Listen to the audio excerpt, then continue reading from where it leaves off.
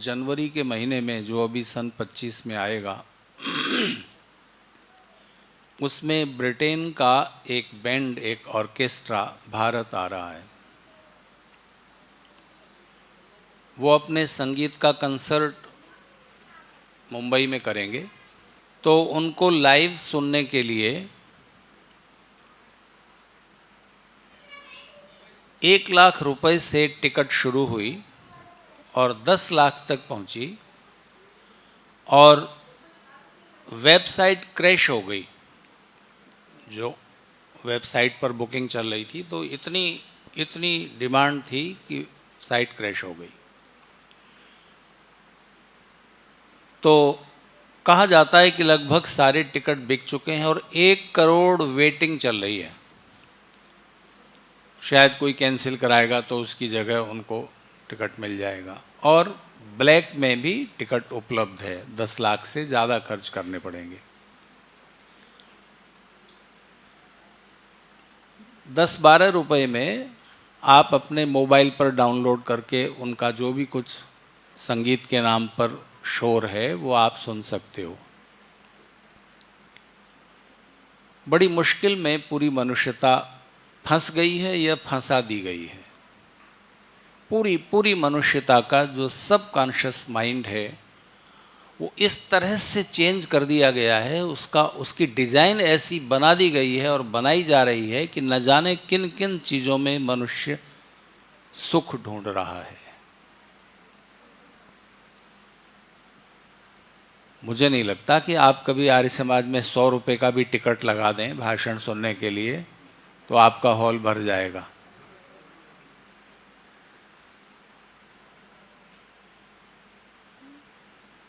आप पूरा western music सुने, जिसको पॉप और रैप म्यूजिक कहा जाता है, उसको सुन के अगर आप बहुत दिनों तक सुनते रहें तो आप बहरे हो जाएंगे और आपके मस्तिष्क के बहुत सारे सेल्स नष्ट हो जाएंगे, क्योंकि कोई भी ज़रूरत से ज़्यादा ऊंची आवाज़ आपके ब्रेन में कुछ न कुछ डैमेज करती है।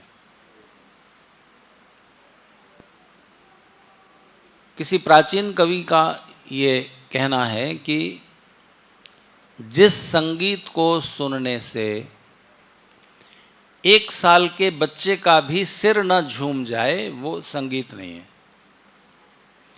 इस बात को दूसरे तरीके से रविशंकर कहा करते थे। श्री श्री नहीं, डबल श्री नहीं, वो जो बड़े बड़े म्यूजिशियन थे, सितार वादक थे।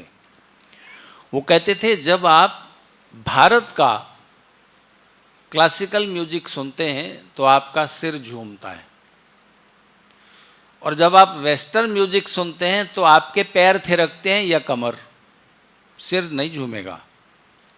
पैर थिरकेंगे या कमर थिरकेगी। इससे प्रूव होता है कि उस म्यूजिक का सिर से, मस्तिष्क से कोई रिश्ता नहीं है।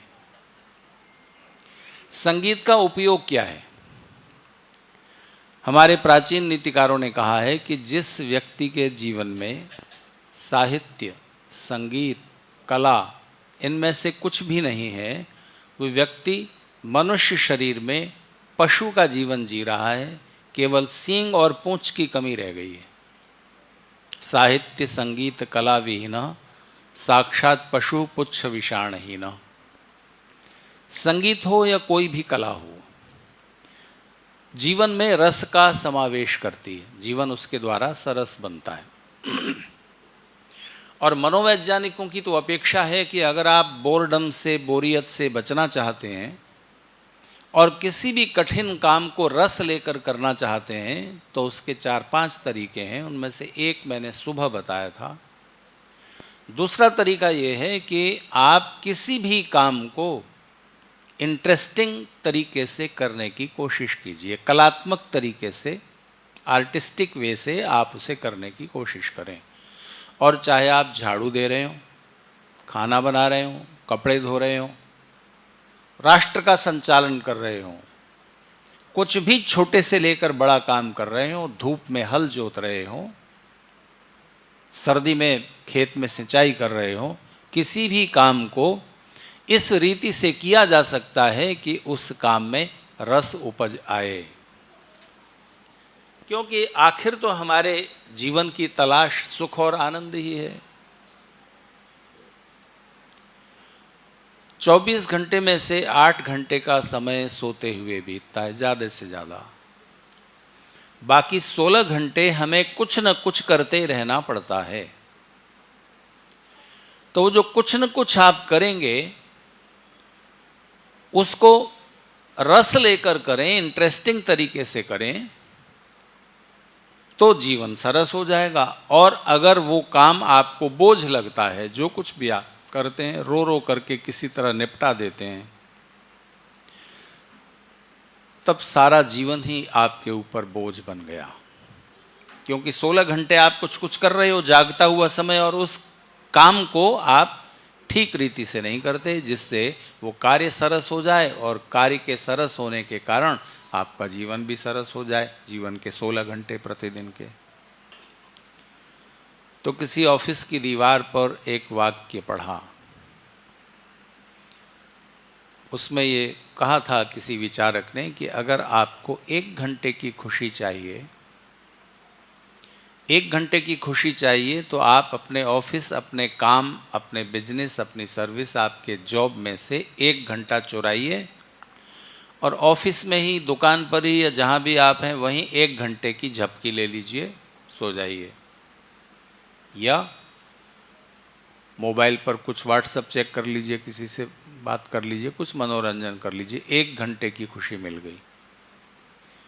अगर 3 घंटे की खुशी चाहिए तो 3 घंटे का समय निकालो, सो जाओ या कोई मूवी देखो, 3 घंटे की खुशी मिल जाएगी। 1 दिन की खुशी चाहिए तो अपने ऑफिस से, अपने काम से 1 दिन की छुट्टी लो, घर बैठो, टीवी देखो, कुछ करो, 1 दिन की खुशी मिल गई। 7 दिन की खुशी चाहिए तो 7 दिन की छुट्टी ले लो काम से और दोस्तों के साथ पिकनिक पर चले जाओ। जैसे हमारे देश के लोग, अगर वोटिंग का दिन फ्राइडे है तो फिर 3 दिन की छुट्टी हो गई ना, सैटरडे संडे, और चले जाएंगे शिमला, नैनीताल कहीं। वोट तो दूसरे डाल ही देंगे। तो सप्ताह भर की खुशी चाहिए तो दोस्तों के साथ पिकनिक पर चले जाओ। 1 महीने की खुशी चाहिए तो शादी कर लो। खुशी 1 महीना रहेगी, उसके बाद जिम्मेदारियां भी है ना। विवाह के साथ सुख है तो बहुत सारे कष्ट भी हैं। सुबह में कह रहा था, कष्ट को लोगों ने दुख समझ लिया है, तो इसलिए शादी नहीं करना चाहते। और सुबह मैंने एक दिलचस्प बात कही थी कि मार्क ट्वेन, अमेरिका का एक हास्य व्यंग लेखक है, वो ये कहता है कि शादी न करने का एक ही फ़ायदा है। शादी करने के बहुत से फ़ायदे हैं, पर शादी न करने का एक ही लाभ है कि आप बिस्तर के दोनों तरफ से उतर सकते हो। तो सुबह मैंने जब ये बात कही तो किन्हीं सज्जन ने, मैं उनका नाम वाम नहीं पूछ पाया, उन्होंने मुझसे कहा कि फिर आपका महर्षि दयानंद के बारे में क्या विचार है? उन्होंने भी तो शादी नहीं की, तो क्या बस यही लाभ था उनके जीवन में शादी न करने का कि बिस्तर से दोनों तरफ उतर सकते हो? कितना बड़ा क्रांतिकारी काम कर गए। देश का और पूरी मनुष्यता के इतिहास की धारा मोड़ गए।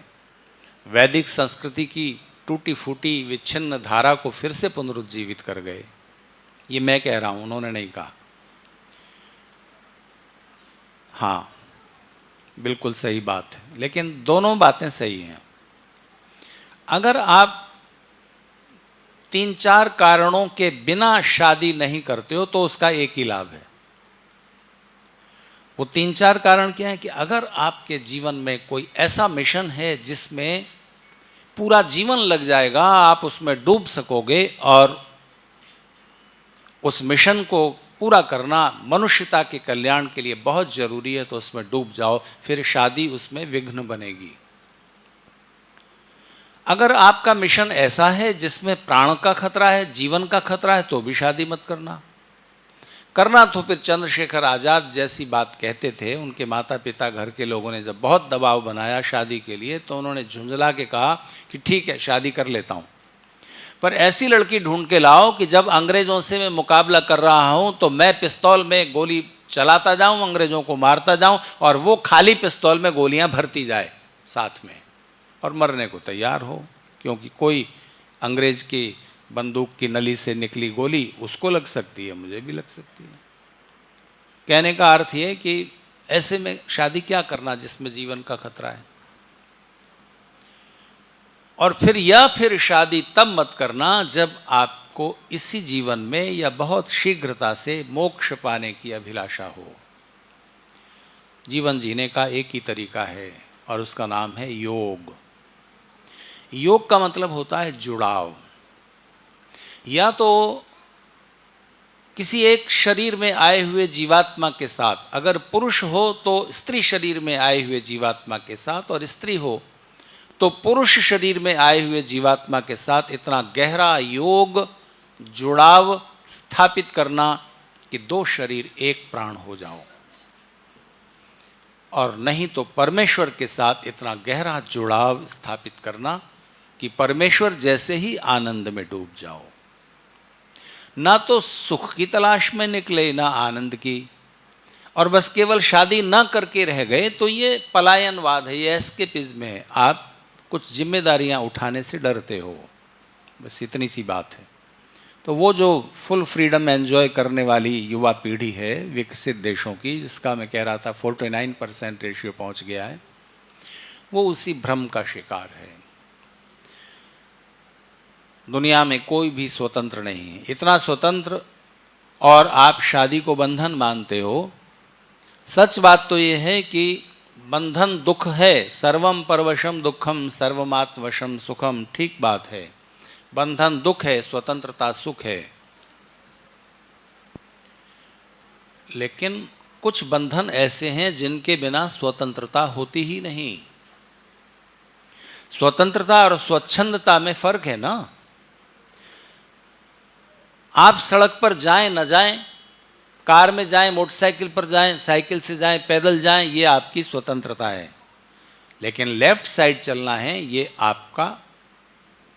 आपकी स्वतंत्रता नहीं है। आप कहीं भी चल रहे हैं, कभी इधर, बीच में सड़क पर चारपाई बिछाकर बैठ जाएं, लेट जाएं, ये आपकी स्वतंत्रता नहीं है, ये स्वच्छंदता है। तो कौन सी परतंत्रता सुखद होती है? आर्य समाज का 10वां नियम बोलिए। सामाजिक सर्वहितकारी नियमों के पालन करने में सबको परतंत्र रहना चाहिए। किसके परतंत्र रहना? पर यानी दूसरा, किसी दूसरे के अधीन रहना चाहिए। कौन दूसरा? मैं आपके अधीन हूं, आप मेरे अधीन हैं? नहीं, हम सब मिलकर के कुछ नियमों के अधीन हैं। सभा के नियम होते, जब आप सभा में आए हैं तब फिर उन सभा के नियमों को आप पालन करेंगे। तो स्वतंत्रता का अर्थ स्वच्छंदता नहीं है। अच्छा बताइए, परमेश्वर पूरी तरह स्वतंत्र है? आपको लगेगा ये क्या बात है, परमेश्वर तो स्वतंत्र होने ही चाहिए। परमेश्वर किसके बंधन में? तो अच्छा बताइए, परमेश्वर किसी नियम को तोड़ेंगे? तो नियमों के अनुसार सृष्टि को चलाना परतंत्रता है कि स्वतंत्रता है? किसी और के अधीन तो नहीं है, क्योंकि नियम और नियामक, रूल्स एंड रूलर बिल्कुल एकाकार हैं। नियमों से परमेश्वर अलग नहीं है, नियम परमेश्वर से अलग नहीं है। तो वो जो परमेश्वर की स्वतंत्रता है, वो नियमों का पालन करना और कराना, ये परमेश्वर का स्वभाव है। तो परमेश्वर को उसको करने में किसी तरह की अड़चन, किसी तरह की परेशानी, किसी तरह का बंधन कहीं से नहीं है, कोई रुकावट नहीं है। तो इस अंश में हम भी स्वतंत्र हो सकते हैं। नियमों का पालन स्वेच्छा से कर लीजिए। तो बंधन और स्वतंत्रता में क्या अंतर है? मेरठ विश्वविद्यालय में संस्कृत विभाग के अध्यक्ष रहे डॉक्टर वेदपाल जी, मेरठ विश्वविद्यालय के किसी कॉलेज में आर्य जगत के बड़े प्रसिद्ध उद्भट विद्वान हैं। परोपकारिणी सभा के प्रधान भी रहे हैं, और अभी परोपकारी पत्रिका जो निकलती है परोपकारिणी सभा की रचना ऋषि दयानंद ने स्वयं की थी। उनके जो कुछ भी उनके प्रकाशित ग्रंथ, प्रकाशन के अधीन ग्रंथ और उनकी जो भी सामग्री थी, उनके देहांत के बाद उसकी उत्तराधिकारिणी परोपकारिणी सभा होगी। तो परोपकारिणी सभा बड़ी विशिष्ट संस्था है, उसके वो अध्यक्ष रहे। इस समय परोपकारिणी सभा की ओर से जो पत्रिका निकलती है परोपकारी, बहुत पढ़ने योग्य पत्रिका है, उसके संपादक वो हैं। तो जब वो कॉलेज में पढ़ाते थे तो उन्होंने स्वयं अपना ये संस्मरण बताया कि कॉपियाँ, ग्रेजुएशन पोस्ट ग्रेजुएशन की कॉपियाँ जांचने के लिए यूनिवर्सिटी ने ये नियम बनाया कि पहले क्या था नियम कि कॉपी परीक्षा हो गई, फिर उत्तर पुस्तिकाएं, कॉपियाँ, आंसर बुक्स प्रोफेसर्स के पास भेज दी जाती थी जांचने के लिए, और जांच करके फिर वो वापस यूनिवर्सिटी में भेज देते थे, फिर रिजल्ट डिक्लेयर हो जाता था। तो इसमें कुछ चालाक विद्यार्थी पता लगा लेते थे कि उनकी कॉपी किस प्रोफेसर, प्राध्यापक के पास जांचने के लिए गई है, तो वहाँ जाके अप्रोच कर लेते थे, कुछ पैसे वैसे कुछ भी करके नंबर बढ़वा लेते थे। तो यूनिवर्सिटी ने इस पर रोक लगाने के लिए नियम बदला कि कॉपियाँ यूनिवर्सिटी कैंपस में ही जांची जाएंगी और सारे प्राध्यापकों को कॉपी जांचने के लिए यहाँ आना पड़ेगा। तो आगरा यूनिवर्सिटी ने उनको बुलाया था। तो आगरा यूनिवर्सिटी की उत्तर पुस्तिकाएं जांचने के लिए बहुत सारे प्रोफेसर जांच कर रहे थे। तो काफ़ी सारे प्रोफेसर अपना काम उस दिन का पूरा करके कि इतनी कॉपियां जंच गई, अब बाकी फिर करेंगे, ऐसा करके वो तो 5 बजे चाय के लिए उठ गए और उसके बाद चले गए। 2-3-4 प्रोफेसर ने सोचा कि अब थोड़ी सी और बची हैं, इनको जांच के काम खत्म करो। तो वो और देर तक जांचते रह गए। उनमें डॉक्टर वेदपाल जी भी थे। बड़ा हॉल था, उसमें मेजें लगी हुई थी और उसमें एक तरफ थोड़ा सा बल्ब जला के ये लोग अपना काम कर रहे थे, बाकी बल्ब बुझा दिए थे। शाम का समय था, कुछ उसकी ज़्यादा रोशनी की ज़रूरत भी नहीं थी। तो चपरासी आया और उसने झांक करके खिड़की से देखा कि हॉल तो खाली है, सब लोग चले गए, और वो बाहर से ताला बंद करके चला गया। अगले दिन रविवार था और रविवार को तो छुट्टी, चपरासी भी नहीं आया, कोई नहीं आया, और ये 3-4 लोग अंदर बंद हैं। ये पराधीनता है, ये दुख है। लेकिन अगर आप अपनी इच्छा से अंदर से चटकनी लगा लेते हैं और बैठ जाते हैं एकांत में, साधना में, किसी भी कुछ भी काम करने के लिए, आपने स्वयं अंदर से अपने को बंधन में डाला है। ये स्वतंत्रता है, ये तंत्र आपके अधीन है, दूसरे के अधीन नहीं है कि दूसरा कोई लगा गया है। तो कुछ बंधन ऐसे हैं जो आपको स्वतंत्र कर देते हैं। उदाहरण,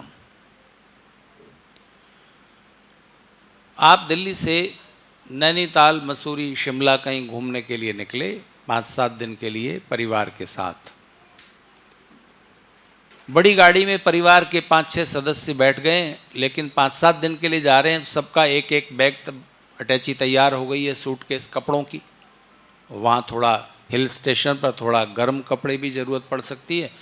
तो अब वो बड़े बड़े सूटकेस तैयार हो गए, कुछ डिक्की में आ गए, बाकी को आपने कैरियर पर रख दिया, कार का जो ऊपर कैरियर है उस पर रख दिया।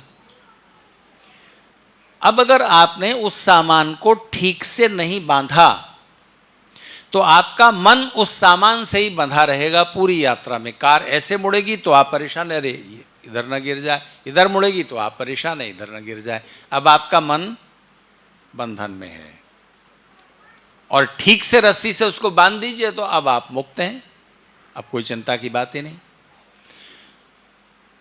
एक बच्चे की माँ परेशान हो गई कि ये बार बार अंगूठा चूसता है।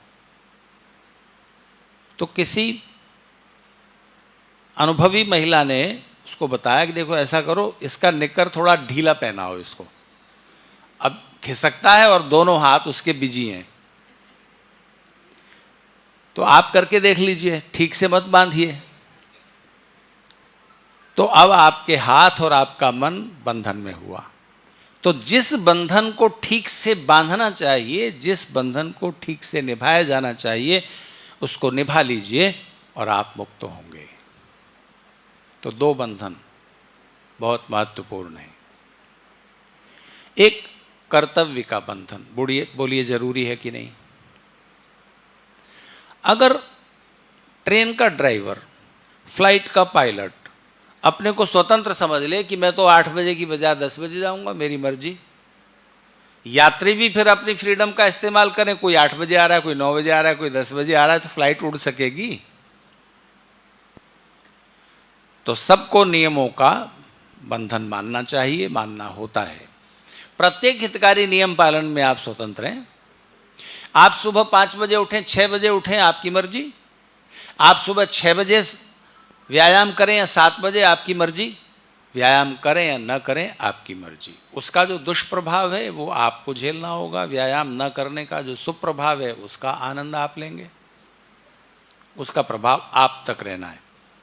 तो वहां पर आप स्वतंत्रता का इस्तेमाल कर सकते हो, लेकिन जहां जैसे ही आपके कर्म का प्रभाव दूसरों पर पड़ेगा वैसे ही नियमों का बंधन शुरू हो जाता है, और आप उन नियमों को स्वेच्छा से निभा लेते हो, तब वो स्वतंत्रता है। अगर आपका वजन आपकी बिना चॉइस और बिना कोशिश के कम हो गया, ना तो आपने खान पान पे कंट्रोल किया, ना आपने कुछ व्यायाम वगैरह किया, और वजन कम हो गया, तो ये चिंता की बात है कि नहीं? फिर डॉक्टर कहेगा कि पता लगाओ क्या बात है, टीबी है, डायबिटीज है, कुछ तो कारण है जिस वजह से या आप बहुत चिंता में चल रहे हैं कि वजन कम हो गया है। अगर आपकी जेब से किसी ने 500 का नोट निकाल लिया तो ये दुख है, और आपने जेब से खुद निकाल कर दे दिया तो ये सुख से ज्यादा बड़ी चीज है। सुख से ज्यादा बड़ी चीज है, सुख छोटी है चीज है। उस 500 रुपए के नोट को आप खर्च करते, कुछ खा लेते, कुछ पी लेते, कोई और एंजॉयमेंट कर लेते, वो सुख था।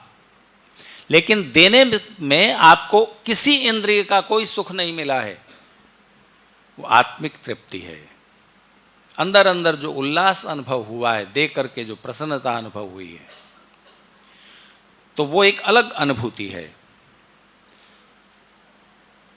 तो या तो पुरुष हो तो किसी स्त्री शरीर में आए हुए जीवात्मा के साथ, और स्त्री हो तो किसी पुरुष शरीर में आए हुए जीवात्मा के साथ इतना गहरा योग स्थापित करो कि सुख से थोड़ा गहरे उतर सको, या फिर परमात्मा के साथ गहरा योग स्थापित कर लो। तो कर्तव्य का बंधन हर एक को निभाना चाहिए, पूरी तत्परता से, पूरी प्रसन्नता से और स्वयं की इच्छा से। तो स्वेच्छा से जब आप कुछ काम करते हैं, कठिन काम भी, और किसी बंधन को निभाते हैं, तब वो स्वतंत्रता होता है। तो एक तो कर्तव्य का बंधन बहुत महत्वपूर्ण है, बहुत मंगलमय है। कर्तव्य का बंधन निकाल दीजिए, पूरा समाज बिखर जाएगा, कुछ नहीं बचेगा। हर एक व्यक्ति अपने कर्तव्य का पालन करता है। जिस समाज में, जिस समुदाय में सब लोग अपने अपने कर्तव्य को ठीक से निभाते हैं, उस कर्तव्य के बंधन को, वहां सबका सुख उतनी ही मात्रा में बढ़ जाता है। और जहां कर्तव्य में जितनी जितनी चोरी होती जाती है, उतना उतना वहां दुख बढ़ता जाता है। तो कर्तव्य का बंधन। दूसरा है प्रेम का बंधन। मुक्त करता है प्यार का बंधन, गूंज को ज्यों सितार का बंधन। सितार देखा है ना आपने? सितार के तार अगर ढीले हैं तो संगीत नहीं उपजेगा, और ज्यादा कस दी हैं तो भी नहीं उपजेगा। ठीक जितना बंधा हुआ होना चाहिए तार, उतना बांधिए, और फिर वो गूंज को मुक्त करेगा। तो प्रेम भी मोह से अलग चीज है, वासना से अलग चीज है। तो जब आप उस प्रेम की अनुभूति में उतरते हैं, तब आप एक अलग विलक्षण अनुभूति की ओर जाते हैं। तो वापस जहां से मैंने शुरू किया था वहां पर लौटता हूं। 1 लाख रुपए से लेकर 10 लाख रुपए तक का टिकट खरीद कर लाइव सुनने में क्या आनंद है, उस ऑर्केस्ट्रा को, उस बैंड को, उन म्यूजिशियंस को। जबकि उस बड़े स्टेडियम में जहां उनका कार्यक्रम होगा, पता नहीं कौन सा स्टेडियम है, वहां लाखों लोग होंगे और दूर कहीं एक स्टेज बना होगा, तो वहां से भी आप उनको अच्छे से तो नहीं देख सकते, आप दूर बैठे हुए हैं, तो वहां से उनकी शक्ल तो अच्छे से नहीं दिखाई देगी, तो फिर मोबाइल पर ज़्यादा सुन लो। मैं तो ये देखता हूं कि जो लोग क्रिकेट देखने के लिए स्टेडियम में बैठे हैं, वो क्रिकेट भी बहुत अच्छे से वहां बैठकर उतना अच्छा नहीं दिखता जितना टीवी की स्क्रीन पर। और उसमें लाभ ये भी है कि वो बाद में स्लो मोशन में भी दिखाया जाता है कि गेंद किधर गई थी, जो बैटिंग कर रहा था उस खिलाड़ी ने उसको किस तरह से हिट किया, गलत किया, सही किया, फिर उसकी समीक्षा भी आपको सुनने को मिल जाती है। फिर भी कुछ तो कारण है कि 1 लाख से 10 लाख रुपए तक का खर्च करने के लिए लोग तैयार हैं। एक साधारण सा उत्तर आपका होगा कि एक्स्ट्रा मनी इसका कारण है। ठीक है, मान लिया एक्स्ट्रा मनी है, पर उस एक्स्ट्रा मनी के भी तो कुछ और ज्यादा अच्छे इस्तेमाल हो सकते हैं ना। तो आपने कुछ महीने पहले घटी एक घटना जरूर सुनी होगी। एक मैरीन इंजीनियर जो शिप बनाता है, शिप की मरम्मत करता है, पानी का जहाज और पनडुब्बी वगैरह जो सबमरीन होती हैं, उनकी मरम्मत करना, उनको बनाने में सहयोग करना, ये मैरीन इंजीनियर का काम होता है। तो अमेरिका के उस मैरीन इंजीनियर ने सोचा कि बहुत पहले, दशकों पहले, 70, 80, 90 साल पहले, जो टाइटैनिक नाम का पानी का जहाज समुद्र की गहराइयों में डूब गया था और जिसमें शायद कुछ ही लोगों को बचाया जा सका था, सब मर गए थे, उसका मलबा, उसका कूड़ा कचरा अभी भी समुद्र की गहराई में पड़ा हुआ है। तो चलो उसको चलकर देखते हैं।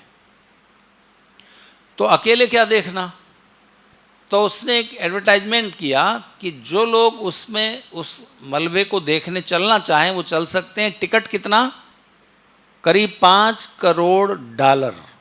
1 रुपए को 80 से गुणा कर दीजिए, तो $5 करोड़ का टिकट खरीदकर उस मलबे को, कूड़े कचड़े को देखने के लिए 5 अरबपति तैयार हो गए। और वो 6 लोग बैठ करके सबमरीन पनडुब्बी जो चारों तरफ से बंद पानी की गहराई में जाएगी, उसमें बैठकर नीचे चले कि टाइटैनिक का मलबा देखेंगे। कुछ हजार फीट की गहराई पर जो पानी का प्रेशर होता है, पनडुब्बी उसको सह जाती है, लेकिन और नीचे जाने पर उसमें विस्फोट हो गया और सब के सब मर गए।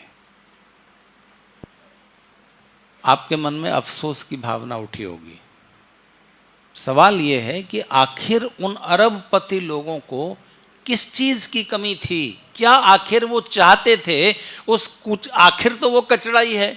उस कचड़े को देखकर उन्हें क्या हासिल होने वाला था जिसके लिए वो $5 करोड़ खर्च करने को तैयार थे? कहीं तो कुछ गड़बड़ है।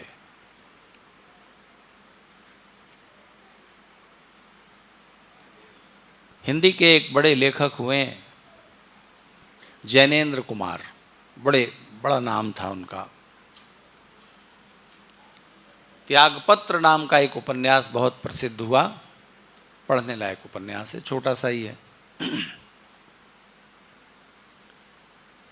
तो जैनेन्द्र कुमार ने अपने समय में एक बड़ी दिलचस्प बात कही थी। वो कहते थे कि मन का जो खालीपन है ना, किसी भी व्यक्ति के मन का और जीवन का खालीपन इतना विराट होता है कि वो बहुत पैसे से, बड़े ऊंचे पद अधिकार से, प्रधानमंत्री बन जाने से, बहुत फेमस हो जाने से वो मन का, जीवन का खालीपन भरा नहीं जा सकता। तो वो कहते थे कि जब आप बाजार में जाते हो, किसी बड़े शॉपिंग मॉल में जाते हो, उनके समय में शॉपिंग मॉल नहीं थे, बाजार तो था। तो जब आप बाजार में जाओ, शॉपिंग मॉल में जाओ, तो अगर आप खाली मन और खाली जेब लेकर बाजार में या शॉपिंग मॉल में जाओगे तो आप बहुत उदास होकर वापस लौटोगे। जेब भी खाली थी, मन भी खाली था। मन खाली है तो वो हर चीज से, हर चीज खरीद लेना चाहता है, शायद ये खरीद के ये भी खरीद लें, ये भी खरीद लें भी, और जेब खाली है, कुछ भी नहीं खरीद सकते। तो खाली जेब और खाली मन लेकर बाजार में जाओगे तो बहुत दुखी उदास होकर लौटोगे। और भरी जेब और खाली मन लेकर बाजार में जाओगे तो जेब खाली करके लौटोगे और मन भर जाएगा, ऐसा नहीं होगा। मन तो अभी भी खाली रह गया, अगले दिन फिर जाओ, फिर लगेगा कि ये नहीं खरीदा, ये नहीं खरीदा। या आपने कुछ खरीद लिया अच्छा सा चुन करके, जब आप दूसरे को उससे अच्छा कुछ पहने हुए, खरीदे हुए इस्तेमाल करते हुए देखोगे तो वो कहो ये तो नहीं खरीदा, फिर आपकी दौड़ वहीं तक होगी, मन खाली रहेगा। तो उनकी सलाह है जैनेन्द्र कुमार की, जब बाजार में जाओ तो भरे हुए जेब और भरे हुए मन से जाना, भारी मन से नहीं, मन भी भरा हुआ हो और जेब भी भरी हुई हो, तब बाजार में जाओ। तब क्या होगा, तब जेब खाली नहीं होगी और आप वही खरीदेंगे जो जरूरी है, उपयोगी है। तो बाजार तो फैला हुआ है बहुत कुछ सजाए हुए आपको बेचने के लिए, और बहुत कुछ ऐसी चीजें मैन्युफैक्चर की जा रही हैं जिनके बिना बहुत अच्छी तरह जीवन सुखपूर्वक चल सकता है। लेकिन अगर आपका मन खाली है तो आपको लगता है कि शायद ये भी ले लो, ये भी ले लो, और इससे मन भर जाएगा। या तो आप उन मैटेरियलिस्टिक चीज़ों से अपने जीवन के और मन के खालीपन को भरने की कोशिश करेंगे, या आप फिर कोई थ्रिल ढूंढेंगे, कोई एडवेंचर ढूंढेंगे। चलो पहाड़ पर पैदल चढ़ाई करते हैं, समुद्र की गहराइयों में जाते हैं, ऐसा करते हैं, वैसा करते हैं, कुछ एडवेंचरस जिसमें कुछ खतरा है, कुछ रिस्क है। ऐसा करके कुछ लोगों का ऐसे मन की डिजाइन उनकी होती है कि उनको लगता है कि इस तरह हमें खुशी मिलेगी, जो कि जीवन में और जगत में वैसे नहीं मिल पा रही है। आज दोपहर के भोजन के लिए मैं माननीय कोचर जी के यहाँ था, उनके घर पर डॉक्टर नागिया जी भी थे, रवि चड्ढा जी भी थे और कई लोग थे। तो बातचीत चल गई किसी बिंदु से, और ये सवाल उठा कि इस्कॉन के मंदिरों में सिर घुटाकर, चोटी रखकर, गेरुए कपड़े पहनकर जो गोरी चमड़ी के लोग राधे राधे और राधा कृष्ण और हरे राम करते हुए नाच रहे हैं, उनको क्या रस मिल रहा है और कौन सा सुख उनके जीवन में नहीं था जिसको वो छोड़कर यहाँ आए। और हरे रामा हरे कृष्णा करते हुए कुछ तो मिल रहा होगा। वही दोनों की मानसिकता में कोई अंतर नहीं है, जो 5 करोड़ खर्च करके टाइटैनिक का मलबा देख रहे हैं और जो इस्कॉन में आए, क्योंकि वो उनका जो इस्कॉन का सदस्य बनना है और हरे राम हरे कृष्ण के कीर्तन में डूबना है, वो टेम्परेरी है। वो कोई बड़े आध्यात्मिक लक्ष्य की तलाश में नहीं है। जीवन में किसी फन की जरूरत रहती है उनको। अपने जीवन से, अपने समाज की व्यवस्था से वो इतना बोर हो चुके हैं कि नएपन में सुख ढूंढ रहे हैं। नएपन का एक सुख है जरूर। आपने दोपहर को जो दाल खाई, आप शाम को कुछ डिफरेंट खाना चाहते हैं। कल कौन सी दाल बनी थी जी शाम के भोजन में? साबुत मूंग थी। आज जरूर कोई दूसरी दाल होगी। अगर वही बना दें तो आप खाने वाले कहेंगे वही वाली। तो आप जहां जाते हैं वहां कुछ नए कपड़े पहनते हैं, कुछ नएपन की तो इच्छा सबको रहती है, उसमें कुछ बुराई नहीं है। आज दोपहर में महिला सम्मेलन था,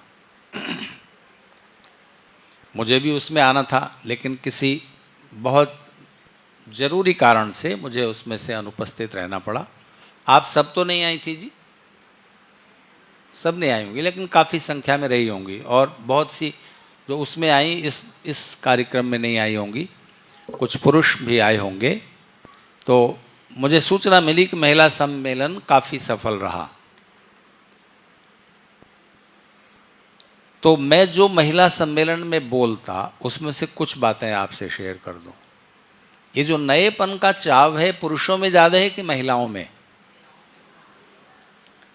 पुरुष 5 जोड़ी कपड़ों में महीने भर की यात्रा करे आएंगे, महिलाओं को ज्यादा चाहिए। शादी में जा रहे हैं, सगाई का फंक्शन अलग है, फिर तेल का है, फिर मेहंदी का है, फिर हल्दी का है, फिर बहुत तरह के। तो एक महिला ने अपने पति को कहा कि मुझे 10 नई ड्रेस खरीदनी है। तो पति ने कहा कि तुम्हें नए कपड़ों की क्या जरूरत है, इतनी सारी वार्डरोब भरी हुई है कपड़ों से, और कभी कभी तो मुझे लगता है कि इस घर में मेरी सबसे ज्यादा इज्जत तो कपड़े ही करते हैं, क्योंकि अलमारी खोलता हूं तो 10-5 तो पैरों में गिर जाते हैं, तो इतनी ड्रेस तुम्हें क्यों चाहिए? तो उन्होंने जवाब दिया कि देखो इस कॉलोनी में जितनी लेडीज हैं सबने मेरे कपड़े देख लिए, 2-2 3-3 बार पहन लिए मैंने, और सबने देख लिए तो आप पुराने हो गए, तो अब नए खरीदने हैं। तो पति ने कहा चलो ऐसा करते हैं, कॉलोनी बदल लेते हैं, सारे कपड़े नए हो जाएंगे, पुराने वाले ही। तो कुछ हद तक तो नएपन का जो रस है वो 5 बड़े सुख जो हैं मनुष्य के जीवन में, जो पशुओं के जीवन में नहीं है। ईश्वर में का जो आनंद है उससे छोटे, और शरीर के जो सुख हैं जो मनुष्य भी उठाता है, खाना पीना और जो इंद्रियों का सुख है, उससे बड़े 5 बड़े सुख हैं। उसमें एक सुख है नवीनता का, नयापन। पर उन वेस्टर्न लोगों ने अपने जीवन और समाज की बोर्डम जो है, उन्होंने चूंकि परिवार को नष्ट किया है और एक बड़ा सुख छिन गया है उनसे, कौन सा? प्रेम। इस वजह से उसकी भरपाई करने के लिए वो तरह तरह के थ्रिल और एडवेंचर में उस मन के खालीपन को भरने की कोशिश करते हैं।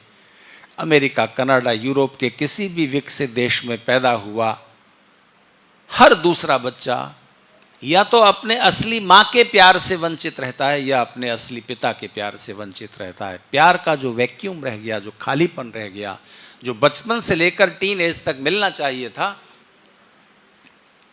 वो खालीपन किसी चीज से नहीं भरेगा, किसी चीज से नहीं भरेगा। और बहुत सारी उनकी सामाजिक व्यवस्थाओं के दोष हैं। वेस्टर्न कल्चर का उन लोगों का मनुष्यता पर उपकार भी बहुत बड़ा है साइंस और टेक्नोलॉजी के क्षेत्र में, लेकिन उन्होंने जो समाज का कचड़ा किया है और खास तौर से परिवार संस्था को जो ध्वस्त किया है, उसकी भरपाई सदियों तक नहीं होगी। एलन मस्क आंसुओं से रोया है कि वो जो एक वो मेंटालिटी का जो शिकार हो गए उसके बच्चे, प्यूबर्टी के इंजेक्शन दे दे करके उनको, अब जो लड़की है उसको लड़की नहीं रहना, उसको लड़का बनना है, जो लड़का है उसको लड़का नहीं है ना, उसको लड़की बनना है, और कुछ दिन लड़की का एहसास लेकर फिर वापस लड़का बनना है। ये वही खालीपन बोल रहा है, मन का खालीपन, जो 5 में से कुछ चीजों से ही भरेगा। अगर वो नहीं है आपके जीवन में, आप कुछ भी करते रह जाना, अरबपति हो जाना, धन संपदा का अंबार लगा लेना, आपका वो खालीपन भरेगा नहीं। तो उन्होंने नएपन को इतना विकृत किया। तो मैं कुछ कहता, वो दोपहर के भोजन पर जो चर्चा चल रही थी उसमें पता नहीं किन्होंने कहा, और बड़ा ठीक कहा, उन्होंने कहा कि वो तो नएपन के इतना शिकार हैं कि वो तो क्या क्या बदलते हैं। तो अब हालत ये है कि इस मकान में रहते बोर हो गए ना, अब चलो अब दूसरी कॉलोनी, दूसरा मकान चलते हैं। इस शहर से बोर हो गए, शहर बदल लेंगे। इस कंपनी से बोर हो गए, अच्छी खासी चल रही है जॉब, नहीं अब कंपनी बदल लो। 20 साल तक मेडिकल प्रोफेशन करने के बाद अब इंजीनियर बनना है, या इंजीनियर रहने के बाद अब सिंगर बनना है। कुछ चेंज चाहिए जिंदगी में, तो ये बदल लो, वो बदल लो, मोबाइल का नया मॉडल ले लो, कार बदल लो, आखिर में पत्नी बदल लो, पति बदल लो, बस बदलते रह जाओगे, मन का खालीपन फिर भी नहीं भरेगा। उसके लिए तो आपको अपनी प्राचीन सभ्यता, संस्कृति और ऋषियों की जीवन शैली में वो सूत्र खोजने होंगे जो आपको जीवन जीने का सही ढंग समझा सकें। तो उसमें कुछ बातें ध्यान देने की हैं। उन्होंने जो जीवन शैली सौंपी है और जिसको पूरी मनुष्यता ने भुला दिया है, क्योंकि उसके लिए पूरा समाज का स्ट्रक्चर अलग ढंग से निर्मित करना पड़ता है। और उसका परिणाम यह होता है कि प्रत्येक व्यक्ति सुख से आनंद की यात्रा पर बढ़ सकेगा और समाज में, व्यक्ति के जीवन में मृत्यु का भय और दुख भी समाप्त हो जाएगा। जी हां, मृत्यु का भय और दुख भी समाप्त हो जाए, वैसी जीवन शैली और वो समाज व्यवस्था चाहिए।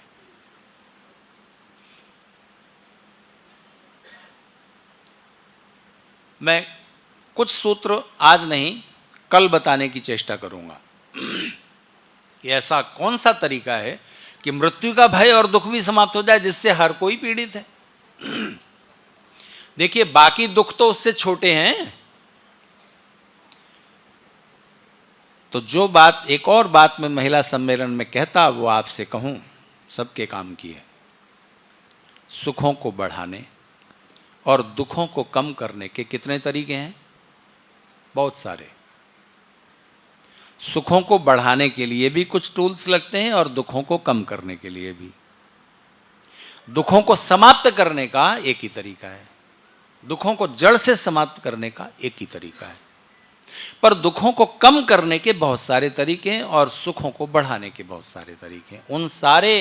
उन सारे तरीकों में सबसे बड़ा महत्वपूर्ण तरीका है परिवार। सबसे बड़ा टूल है परिवार, जिसके अंदर रहते हुए अगर सुख आता है तो वो कई गुना मल्टीप्लाई होता है, कई गुना बढ़ जाता है। और दिलचस्प बात यह है, मजे की बात यह है कि दुख आता है तो वो रिड्यूस होते होते जीरो पर पहुंच जाता है। तो सुखों को बढ़ाना हो, दुखों को कम करना हो, तो परिवार संस्था को ठीक से समझना होगा।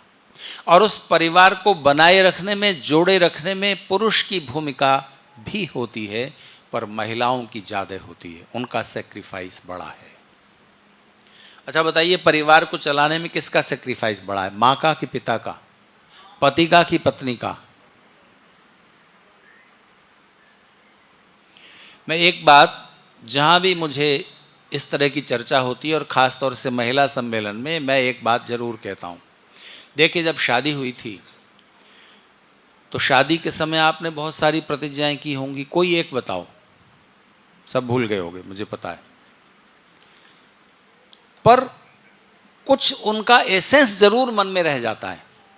पंडित जी कुछ समझाएं ना समझाएं, क्योंकि ज्यादातर ऐसा ही होता है कि हिंदू समाज के, आर्य समाज के नहीं, हिंदू समाज के जो पंडित हैं वो समझाने में, समझने में विश्वास नहीं रखते, वो तो बस रिचुअल्स करा देनी है। आज तक किसी हिंदू ने ये सवाल नहीं उठाया कि अग्नि के चारों ओर क्यों घूम रहे हो, क्यों घुमा रहे हैं आप पंडित जी अग्नि के चारों ओर 7 बार? क्यों?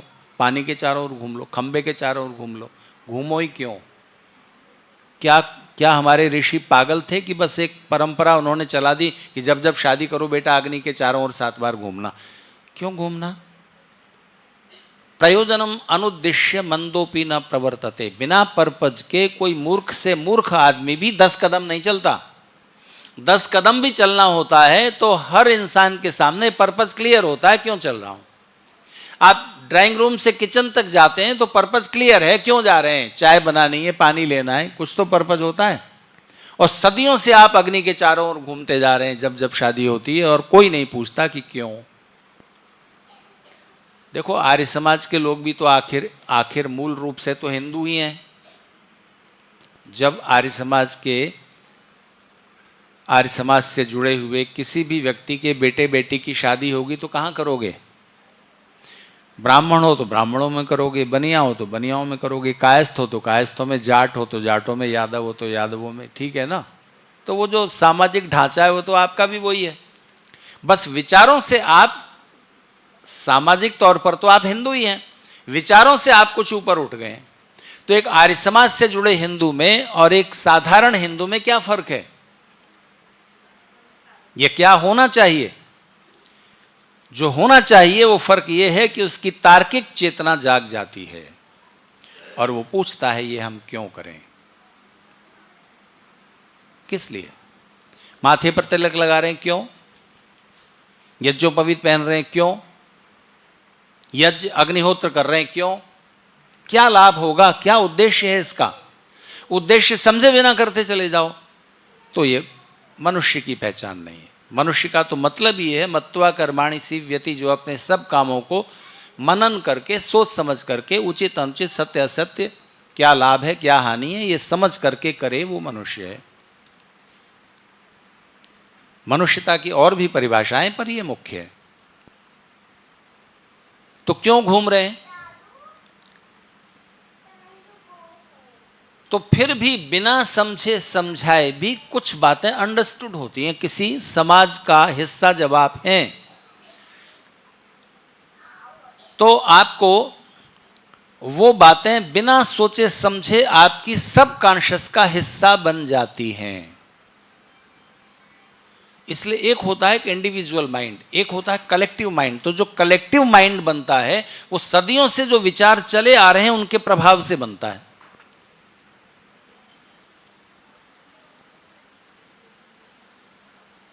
तो विवाह संस्कार की जो सबसे मीठी, सबसे गहरी, सबसे मधुर प्रतिज्ञा है वो ये है, जो सबसे पहले होती है कि पति पत्नी, वो होने वाले वर वधू पति पत्नी जो अब हो जाएंगे थोड़ी देर में संस्कार के बाद, वो ये प्रतिज्ञा करते हैं कि अब हम दोनों के मन, प्रतिज्ञा ध्यान से सुनिएगा क्योंकि मैं प्रश्न पूछूंगा।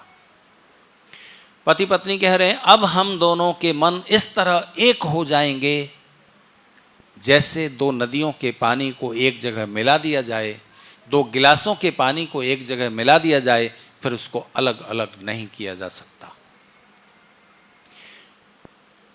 प्रेम की इससे ज्यादा गहरी उपमा दूसरी नहीं दी जा सकती। जो मंत्र बोला गया है वहां प्रेम की 3 उपमाएं हैं। इस तरह प्रेम करना आपस में, जैसे तुम्हारे मन इस तरह एक हो जाएं जैसे दो पानी, दो जगह के, अलग अलग जगह के पानी एक हो गए, अब अलग नहीं किए जा सकता। इस तरह प्रेम करना जितना प्रेम हम अपनी सांस को करते हैं, सांस नहीं, सांस, ब्रीदिंग, ब्रीदिंग को आप जितना प्यार करते हैं अपनी ब्रीदिंग को, उतना प्रेम पत्नी को करो, पति को करो, उतना प्रेम करना एक दूसरे को। जैसा प्रेम कोई वक्ता, कोई ऑरेटर अपनी ऑडियंस से करता है, इसका उल्टा नहीं होता। ऑडियंस हमेशा अपने वक्ता से प्यार करे, श्रोता हमेशा वक्ता से प्यार करे, ये नहीं होगा। पर वक्ता हमेशा श्रोताओं से प्यार करेगा, ये स्वाभाविक है। तो ये प्रेम की 3 उपमाएं उस प्रतिज्ञा के मंत्र में हैं। तो बस पहली पर फोकस कीजिए। पहली उपमा, मन इस तरह एक हो जाए जैसे 2 गिलासों का पानी एक जगह मिला दिया, फिर अलग अलग नहीं किया जा सकता। अब सवाल, इस प्रतिज्ञा की रोशनी में मेरा प्रश्न ये है कि बताइए, विवाह संस्था में, परिवार में पति का स्टेटस बड़ा है कि पत्नी का? किसका रुतबा ज्यादा है?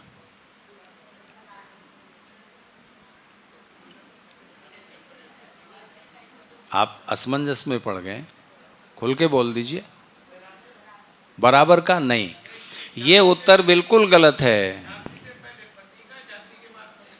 अब ये उत्तर मीठा है पर सच्चाई इसके भी कुछ अलग है।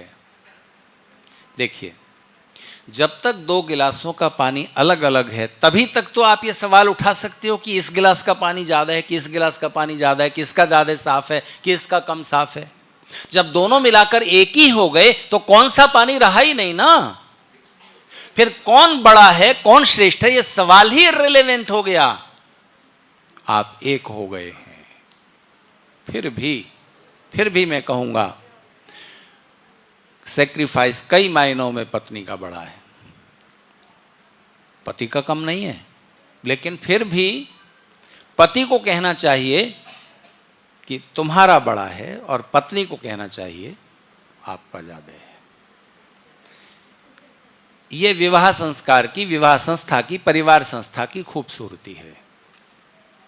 अच्छा देखिए, क्या है, एक सर्वे हुआ जिसमें यह पाया गया कि 60% पुरुष शादी के बाद 10 साल बाद ये सोचने लगते हैं कि यार कहाँ फंस गए। वो जो रिश्ता आया था भोपाल से, मुंबई से, वहाँ शादी हो गई होती तो पता नहीं क्या जिंदगी में बाहर आ जाती। और 80 to 90% वीमेन, स्त्रियां, शादी के 10, 20, 30, 50 साल बाद भी अपने पति से एक सेंटेंस घुमा फिरा के जरूर कहती हैं। कौन सा है वो सेंटेंस? वो सेंटेंस है, ये तो मैं ही थी, ये तो मैं ही थी जो तुम्हारा। अच्छा, वो ऐसा क्यों कहती हैं? ऐसा वो क्यों कहती हैं? उसका एक मनोवैज्ञानिक कारण है, कल बताऊंगा। अभी आपसे बात इतनी कहूं कि देखिए, दुखों को कम करने का परिवार एक तरीका हो गया। एक दूसरा तरीका जो मैं बची हुई बातों को पूरा समेटने की कोशिश में हूं, क्योंकि कल समेट दूं, परसों तो फिर अंतिम दिन का भाषण होगा, यानी कार्यक्रम के अंतिम दिन का। तो मैंने आपको अपनी घटना सुनाई थी कि धनबाद जाते हुए मैंने एक पैर पर खड़े होकर यात्रा की और मैं दुखी नहीं हुआ। उसका कारण ये नहीं कि तब शरीर में शक्ति ज्यादा थी, 22-24 साल की उम्र थी। एक पैर उठा लेता था तो फिर दूसरा ऐसे कर लेता था, एक पर खड़ा हूं तो दूसरा, एक जगह ही एक पैर रखने की थी। इधर किसी का सामान रखा है, उधर कोई आदमी खड़ा है, उधर किसी का पैर है, कोई गुंजाइश नहीं थी। फिर भी मैं दुखी नहीं हुआ। कष्ट रहा होगा तो रहा होगा। मुझे अच्छी तरह याद है कि मेरे बैग में मैं कोई न कोई किताब रखता हूं। अब ऐसा हो गया है कि पढ़ नहीं पाता हूं। उसका कारण मोबाइल है, क्योंकि बहुत सारे फ़ोन आते रहते हैं, बहुत सारे व्हाट्सएप चेक करने होते हैं। याद आ गया, किसी ने बताया कि व्हाट्सएप भी बच्चों के डायपर जैसा है। बच्चों का डायपर आप समझते हैं ना, बच्चों के डायपर जैसा है व्हाट्सएप। चाहे कुछ ना निकले पर चेक हर 5 मिनट में करना पड़ता है। तो चेक करो भाई, पता नहीं कौन सा काम का हो, किसी ने भेजा हो, तो बिना कारण बिजी कर दिया है मनुष्य को। खैर, तो किताब थी थैले में मेरे, डॉक्टर सत्यकेतु विद्यालंकार, पेरिस यूनिवर्सिटी से हिस्ट्री में पीएचडी करके भारत लौटे थे। वहाँ पर काफ़ी दिन पढ़ाया, फिर भारत आ गए। आर्य समाज का इतिहास उन्होंने लिखा है इतने वॉल्यूम में, बड़े भारी इतिहासविद थे। तो उनका लिखा हुआ 2 उपन्यास हैं, 2 नॉवेल हैं, जरूर पढ़ने चाहिए। और अब समस्या वही है, बच्चों को पढ़ने को कैसे दो, हिंदी पर अधिकार नहीं है, कल मैं आपसे कह रहा था। तो वो उपन्यास था पतन और उत्थान, भारत के इतिहास की कोई कथा थी। वो उपन्यास इतना रोचक था और इतनी जानकारी देने वाला था कि मैंने खड़े खड़े सबकॉन्शियसली मैं एक पैर उठा ले रहा हूं, दूसरा रख दे रहा हूं, फिर ये उठा ले रहा हूं, फिर दूसरा रख दे रहा हूं, और मन उस उपन्यास में है। और सुबह जब तक ट्रेन पहुंची, उधर ट्रेन पहुंची और इधर उपन्यास पूरा हुआ। यात्रा भी पूरी हो गई, उपन्यास भी पूरा हो गया, और बिना तकलीफ, बिना दुख का एहसास किए मैंने वो यात्रा पूरी की। अगर वो पुस्तक न हो तो फिर हर वक्त ध्यान कहां होगा? एक पैर जो संभाले हुए सारे शरीर का वजन। तो सूत्र क्या निकला दुखों को कम करने का? मन को डाइवर्ट कर पाने का अभ्यास। तो जब आप मन में कोई दुख है, उसको आप अपने, आखिर जो भी दुख है बाहर की परिस्थितियों से आएगा तो मन के अंदर ही, महसूस तो मन के द्वारा ही होगा ना। मन को अगर आप डाइवर्ट कर सकते हैं, किसी दूसरी चीज में लगा सकते हैं, तो आप उस दुख से ऊपर उठ जाएंगे। तो दुख तो रहेगा अपनी जगह, लेकिन उसका एहसास खो जाएगा। ऋषि दयानंद ने कहा है, परमेश्वर की प्रार्थना के क्या लाभ हैं? सुबह मैंने बताए थे। उपासना का क्या लाभ है? परमेश्वर की उपासना का लाभ है, पहाड़ जैसा दुख अगर कभी जीवन में आया, वो राई के, सरसों के दाने जैसा रह जाएगा। ऐसा कैसे होगा? कर्म का फल देना ईश्वर की परतंत्रता नहीं है, स्वतंत्रता है। फल तो देना पड़ेगा ईश्वर को। फल देंगे तो पहाड़ जैसे कर्म किए थे तो पहाड़ जैसा दुख आया है। पर उपासना का फल ये होगा कि वो पहाड़ जैसा दुख सरसों के दाने जैसा रह जाए। ऐसा कैसे संभव है, इसकी भी चर्चा कल करूंगा। 9 बज गए, तो अभी अपनी बात को यहीं रोकता हूं और ऋषियों की दी हुई उस जीवन शैली पर भी जरूर मैं उस पर चर्चा जरूर करके जाऊंगा, ताकि आप समझ सकें कि मृत्यु के भी भय और दुख से कैसे ऊपर उठा जा सकता है, और ऋषियों ने कौन से वो सूत्र हमें सौंपे हैं जिनसे आपके जीवन में दुखों की मात्रा कम होती जाए, सुख बढ़ते जाएं, और इससे बड़ी बात आप आनंद को उपलब्ध हो जाएं। तो ईश्वर करे आर्य समाज के कार्यक्रमों में आपका आना जाना बढ़े, आपकी नई पीढ़ी भी उन विचारों से जुड़े, और आप अपने बच्चों को जो धन दौलत आपने अर्जित की है वो भी उत्तराधिकार में दें, लेकिन आपके ऋषियों की जो थाती है उस विरासत को भी उन्हें सौंप सकें। इन्हीं आशाओं और संभावनाओं के साथ आज की चर्चा को विराम देता हूँ। धन्यवाद।